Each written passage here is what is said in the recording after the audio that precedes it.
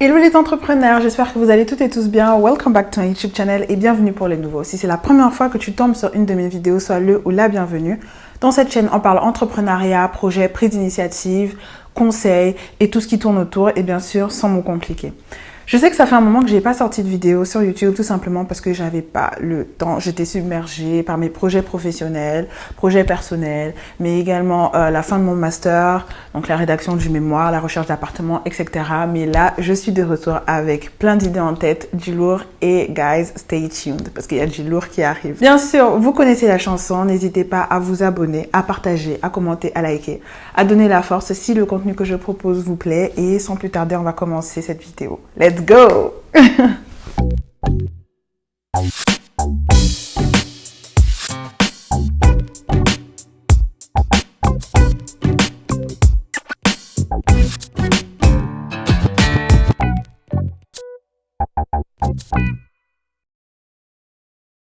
Alors cette semaine, on retrouve Audrey, aka Dre. Hey! Merci infiniment d'avoir pris le temps de venir parmi nous. Merci à toi pour l'invitation et merci de cet honneur que tu me fais de pouvoir partager mon expérience. Le plaisir est partagé. Alors Audrey a mis un point d'honneur à réconcilier la femme avec elle-même à travers la skincare. J'espère que tu nous parleras de ça bientôt. Avec plaisir.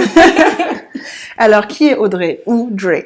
Dre, c'est une jeune femme de 34 ans, une jeune maman d'un bébé confiné, donc né durant le confinement, une femme mariée avec le plus bel homme du monde. C'est le mien. Et également biophysicienne et formatrice en dermocosmétique. Autre chose aussi, mais on va pas déballer tout le CV. Oui, bien sûr. Dre Beauty, qu'est-ce que c'est? Alors, Dre Beauty, c'est une approche holistique et inclusive de la beauté.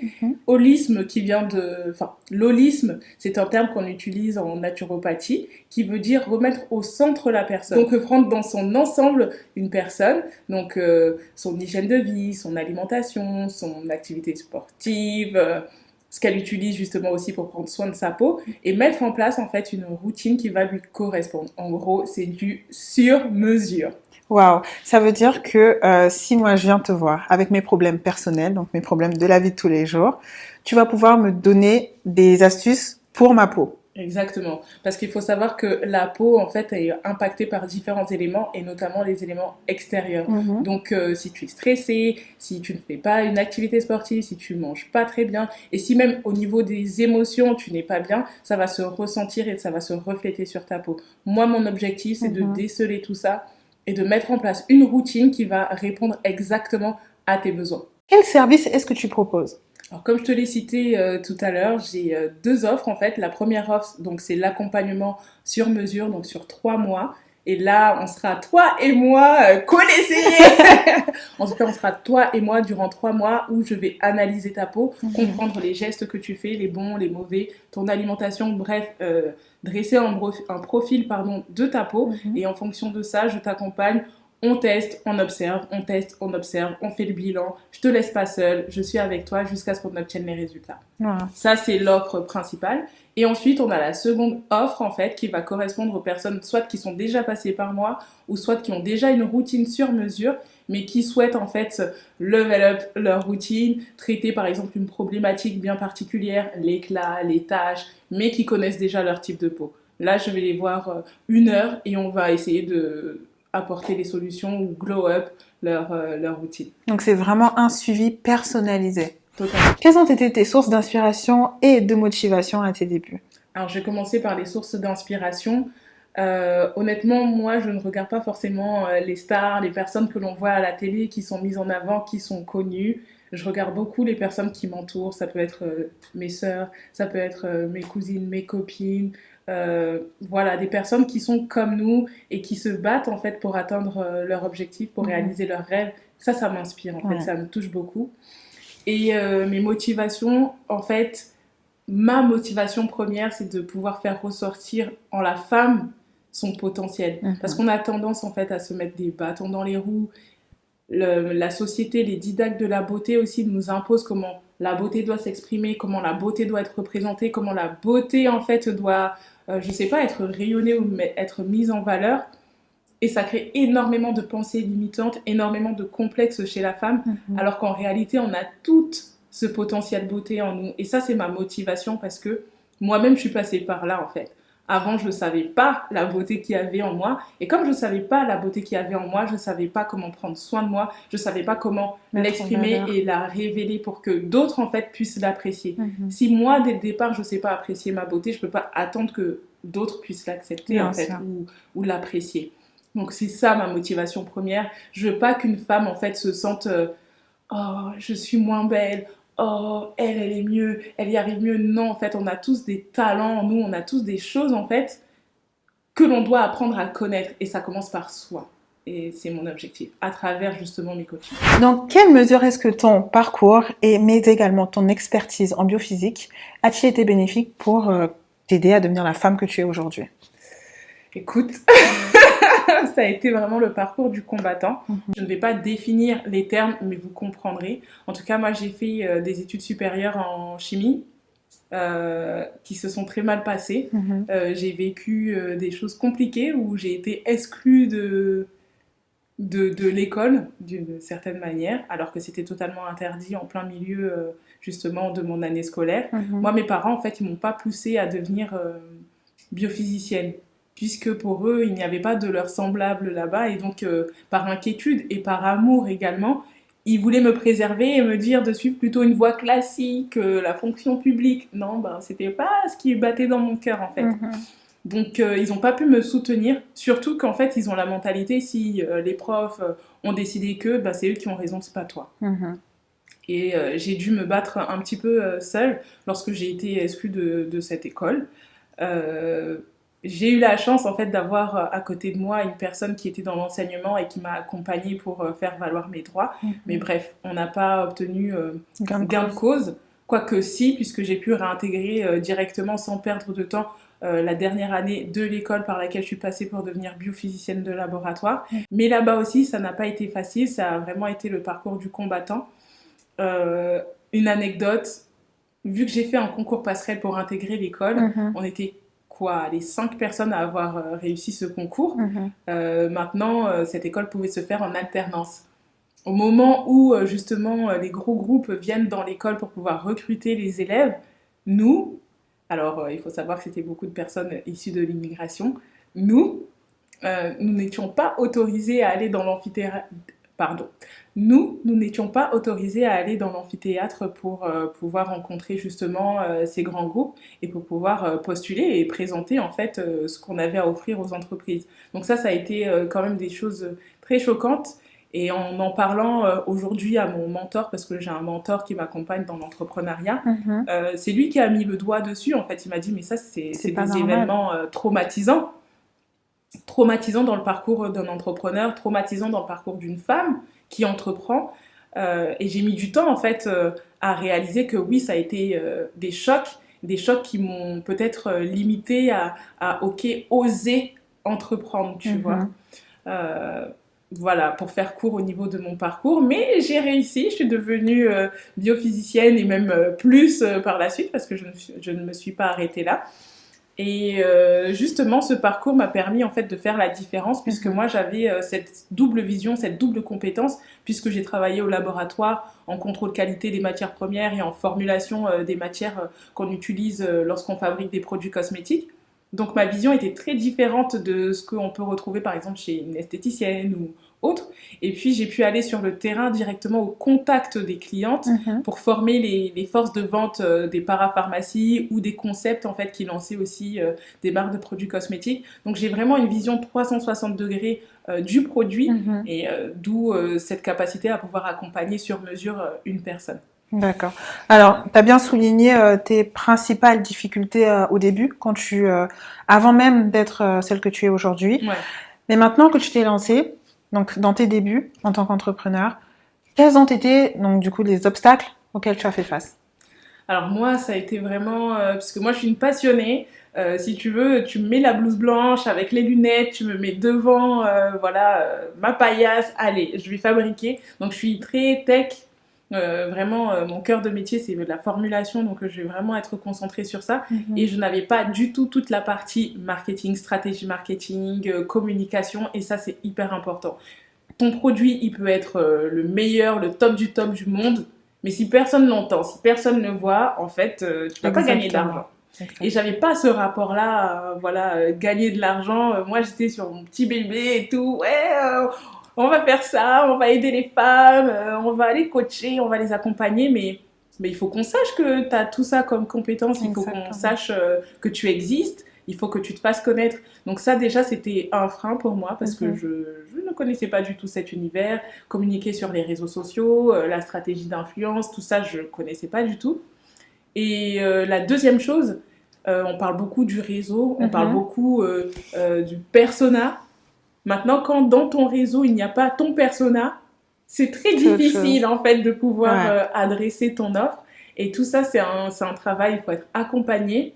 Et je le disais tantôt, j'ai un mentor, mais j'ai aussi intégré un incubateur justement pour développer en fait cette intelligence-là commerciale, marketing, stratégie, pour pouvoir adresser au mieux mon offre aux personnes en fait qui correspondent à cette vie. Quels obstacles est-ce qu'un jeune entrepreneur en général est susceptible de rencontrer? Ben, on peut le dire clairement dès le départ. Enfin, si par exemple l'entrepreneur a son travail en tant que salarié et qu'il a à côté justement seul son business qu'il est en train de développer, je pense que ça c'est la meilleure des configurations parce que du coup ton travail pourra financer ton projet. Mais pour une personne par exemple qui s'est lancée pleinement dans son projet et qui est en train de le développer, on va pas se mentir quand même, les besoins financiers vont manquer. Parce que du coup, il va falloir ne serait-ce qu'investir sur des logiciels, sur du matériel, sur des choses qui permettront en fait à ton business, même s'il commence, qu'il ait une image qualité, quoi. Et si tu ne peux pas investir justement dans ce matériel, que ce soit, je sais pas moi, même Canva, le Canva Pro, ben ton projet en fait il va avoir un côté oui moins quali que d'autres et c'est pas ce qu'on veut. L'objectif c'est que ta clientèle elle se retrouve dans ce que tu veux apporter et pour ça tout le monde est sensible à la qualité. Et quoi d'autre? Les freins. Ben, on a parlé du persona tout à l'heure, hein. Je pense que bien cibler en fait sa cible pour ne pas être redondant, savoir à qui on veut exactement adresser son offre ou son produit, ça va être super important pour ne pas se disperser. Et souvent, en fait, on se dit « Ah, mais je veux faire ça et ça et ça et ça », on se disperse, peut-être parce qu'on a beaucoup de talent, on a beaucoup de qualités, on veut tout développer en même temps, mais il faut quand même rester concentré sur une chose, qu'on nous reconnaisse pour notre expertise dans un domaine, et ensuite, une fois qu'on est reconnu comme expert dans un domaine, on peut se diversifier. Et la dernière chose, c'est être accompagné. Pour tout, regarde, les enfants, quand ils viennent de naître, ils ont besoin de leurs parents. Moi, ma fille, elle a besoin de moi pour devenir la grande fille qu'elle est amenée à être. Et ben, nous aussi, on est des bébés, en fait, quand on commence à entreprendre. Et c'est très bien, en fait, d'avoir des pairs dans leur domaine, d'avoir des mentors, d'être accompagné, que ce soit par des incubateurs ou d'autres personnes que vous connaissez, que vous avez observées, qui font la même chose que vous souhaiteriez faire. De pas hésiter à demander, en fait, et être accompagné, ça c'est une force. On en a besoin au niveau aussi du moral, parce que c'est les montagnes russes, hein, dans la même journée. Un entrepreneur peut être au top et ensuite être down, et avoir en fait des personnes qui sont autour de nous pour nous booster, pour nous encourager, pour nous dire mais vas-y, c'est bien ton truc et tout ça, ou te dire non, en tout cas avoir des retours constructifs, c'est hyper important. Maintenant, avec les réseaux sociaux, le marché de la skincare et vraiment des produits de soins est difficile à pénétrer. Comment est-ce que donc Dre Beauty fait pour se démarquer? Alors aujourd'hui, avec Dre Beauty, comme tu as pu le voir, moi, ma stratégie, en fait, c'est vraiment d'apporter de la valeur. Déjà, d'apporter tous les éléments nécessaires à une femme ou un homme, de comprendre qu'elle est unique et donc que sa routine est unique, de comprendre les problématiques et comment traiter ces problématiques à travers une routine. Et comme je te le disais, moi j'ai une approche holistique, donc je replace la personne au centre pour pouvoir lui proposer quelque chose de sur mesure. Sur mesure au niveau de son hygiène de vie, mais aussi sur mesure au niveau de son budget. Parce qu'aujourd'hui, on a l'impression qu'il faut acheter des produits hyper coûteux pour pouvoir avoir une belle peau. C'est pas forcément vrai. On peut avoir une routine qui est adaptée à soi, adaptée à son budget et avoir des bons résultats au niveau de sa peau, même si on a un petit budget. Et ça, en fait, c'est vraiment mon battement de cœur. Donc, c'est, je pense, en tout cas, ma stratégie à moi qui me permet de me démarquer de mes autres concurrents. Et d'autre part, c'est quand même, il faut le dire, mon expertise. Ça fait 13 ans que je travaille dans l'univers de la beauté. Est-ce que tu as des projets pour l'Afrique? Alors moi, j'ai vraiment l'Afrique à cœur, tout simplement parce que je suis afrodescendante et je suis petite fille d'un tradit praticien. Donc les plantes, les cosmétiques, finalement, je pense que c'est vraiment dans mon ADN. Et tu sais, il y a beaucoup, par exemple, d'entrepreneurs qui souhaitent travailler avec l'Afrique ou avec des coopératives, pour parler de mon secteur, pour travailler avec des laboratoires. Et souvent, en fait, ce qui bloque, c'est que les laboratoires ne sont pas forcément aux normes d'ici.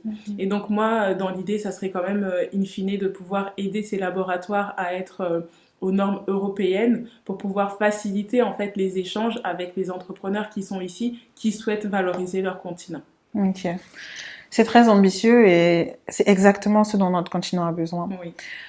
La dernière question, c'est vraiment quel conseil est-ce que tu peux donner à un jeune entrepreneur qui souhaite se lancer, pas forcément dans un projet à but lucratif, mais vraiment se lancer?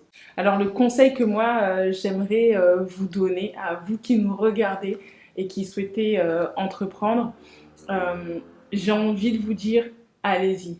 C'est un peu bateau, mais en fait j'ai envie de vous dire soyez le message de possibilité pour la personne qui vous regarde. C'est pas facile effectivement d'entreprendre, on sort de notre zone de confort, mais il faut pas regarder qu'à soi. Moi, le fait de voir qu'il y ait d'autres personnes qui ont entrepris et qui avancent et qui osent réaliser leurs rêves, ça m'a donné de la force en fait de pouvoir oser et d'y aller. Et surtout de voir un message de possibilité.